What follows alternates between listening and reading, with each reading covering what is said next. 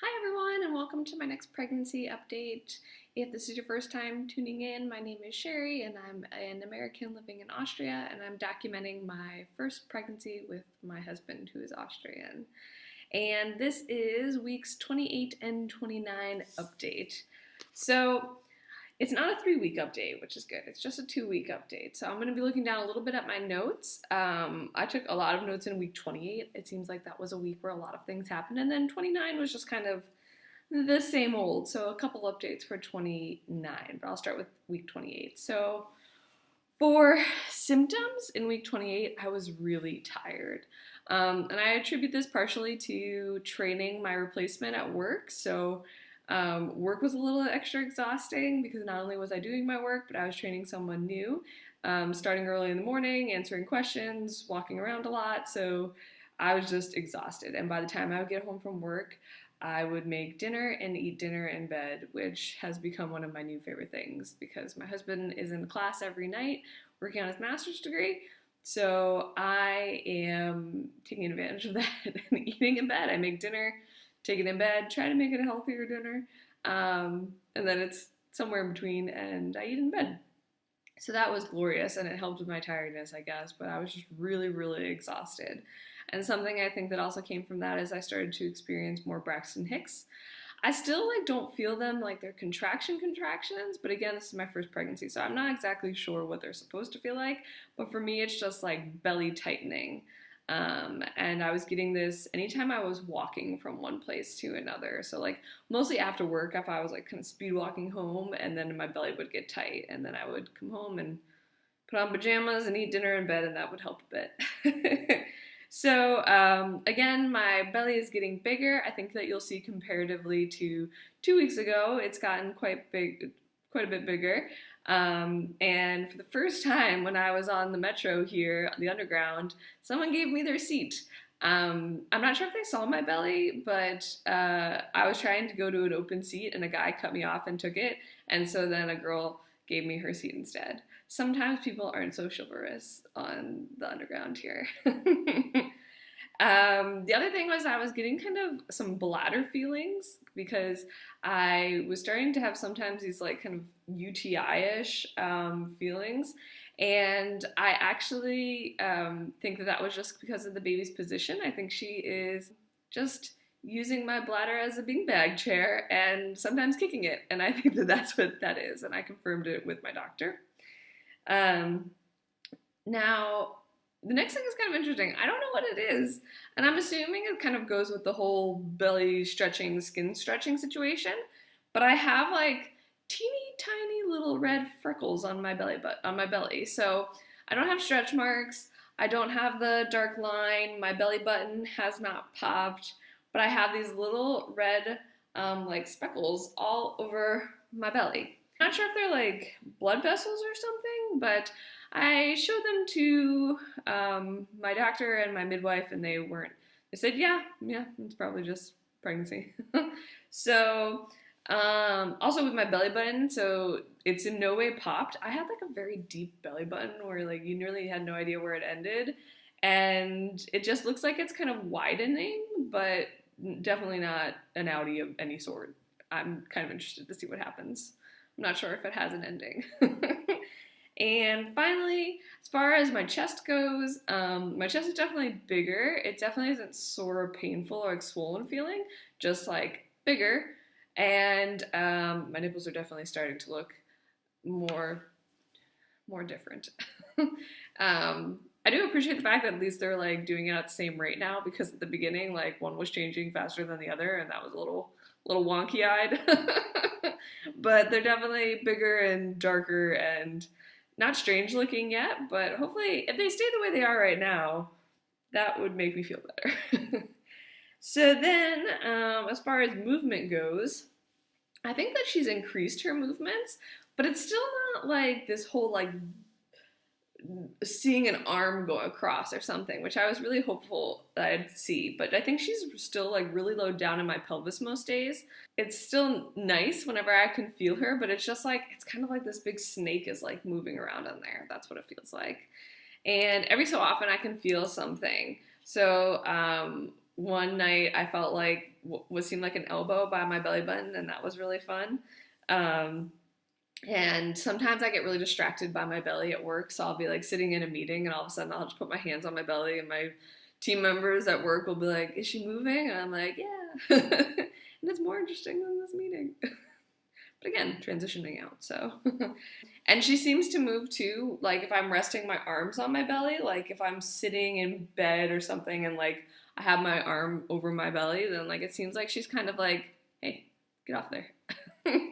Which it also seems like too, for pregnancy pants where like it goes more from pants to belly band, that seems to be like low on my pelvis where she is, and it seems like she's always kicking that, like, hey, stop constraining me in here. So next for cravings, I think my cravings are still mostly normal stuff. Sweets are definitely high on the list. They have Subway here in Austria, and I have no interest in Subway sandwiches.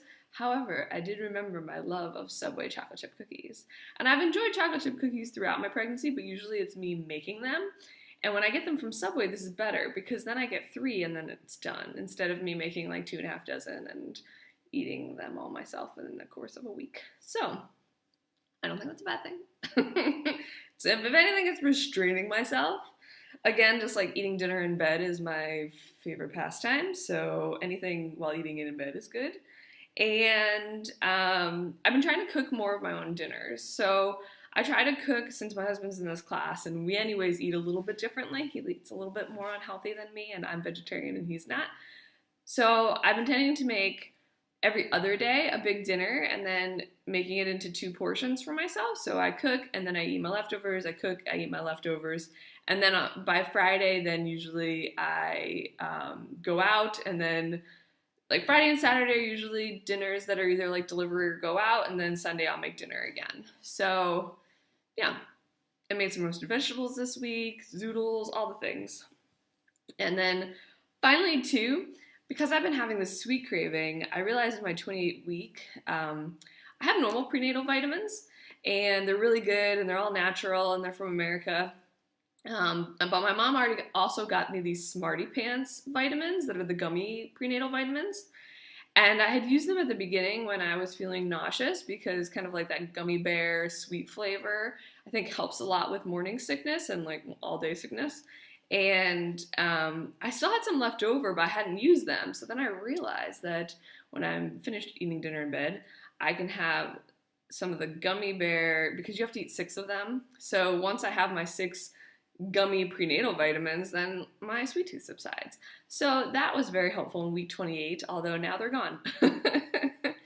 So again, I love fruit. So I'm trying to eat more fruit than actual sweets. And then kind of like treat myself with like a piece of chocolate. So still working on that balance. So next I had a doctor's appointment. I actually had 2 doctor's appointments. I had one doctor's appointment at the first day of week 29, and then I had a midwife appointment 2 days later. So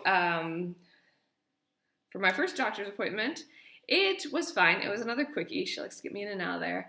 But she confirmed where the baby was, and so this was my feeling of my UTI situation, is that the baby is actually like low down, so like her head was kind of like to the right of my belly button, and then her body was kind of like, so like her head was here, and then she was kind of like twisted around, and her feet and her legs were right on top of my bladder, like poking it. So she was kind of like nestled in a sideways ball low down in my pelvis. So she's not heads down. She moves all over the place though, so like I really don't think she's going to determine her spot until a lot later, which we check at 36 weeks. So hopefully she's run out of room by then. But right now she swims all over the place. But mostly she likes to be down in my pelvis, and I think she likes to be sideways, and she likes to kick my bladder. But it was fun to like confirm where she was. Her size was perfect. She was measuring just about 1.5 kilos, which was a little over 3 pounds.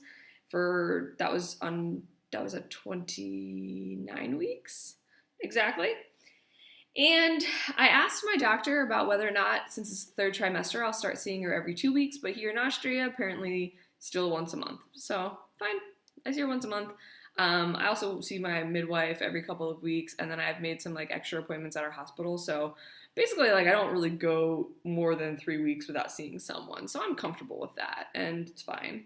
And then the other thing is she gave me a prescription to go get tested for strep B. So this is the like strep bacteria that can be in your lady business and that they have to check for, because if you have it, then they have to know to give you IV antibiotics when you arrive at the hospital, and they have to give it to you for a certain amount of hours before the baby actually like exits the building. My building, not the hospital. And then finally, we got a picture, which is always nice.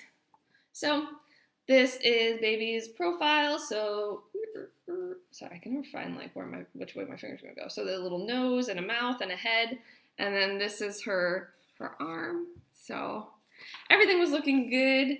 She looks good. So that was a fine appointment. So my husband and I, again, we do these early in the morning, so it's before both of our work. And our next doctor's appointment will be kind of like, it's not a required visit, but it'll be at 32 weeks at the hospital. And then they'll do like a 3D ultrasound and everything. And it's basically just like more tests. So it's kind of like a round 2 for the organ screening. And I really look forward to it because I like that someone's looking at her, everything is going well, and that makes me happy. So as far as activities, training my replacement at work, down to the last couple of weeks at work, getting home late, going to sleep after I eat in bed. I was very tired when my husband would get home and he would want to talk about his new job, and I would be exhausted, and I would just try to hold on, and some nights I would be asleep when he got home, and we'd have to talk then in the morning. So pretty tired. Also, getting all of our planned house renovations done. So I think I mentioned in my last video, we were replacing all of our windows, moving some electrical wires in our bedroom to add our closets in the bedroom, so the closets are out of the baby's room, and then paint the baby's room, baby furniture, and then really start setting up the baby's room. So we made plans for the 2 handymen that were going to do all the jobs, and I'm happy to say that this week we got our windows done, so that was great. And then as far as my midwife appointment, we met her at the hospital, my husband and I.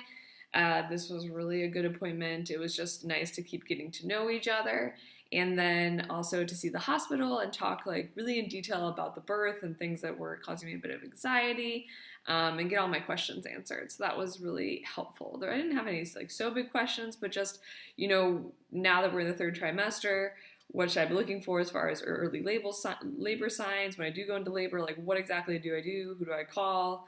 When do I show up? And so that was really helpful just to like talk about those things. And I see her again at 34 weeks. So next appointment will be 32 weeks for the ultrasound, then 33 weeks with my normal doctor, and then 34 weeks with my midwife. And this is why I don't really mind that my normal gynecologist doesn't want to see me every 2 weeks, because I see someone.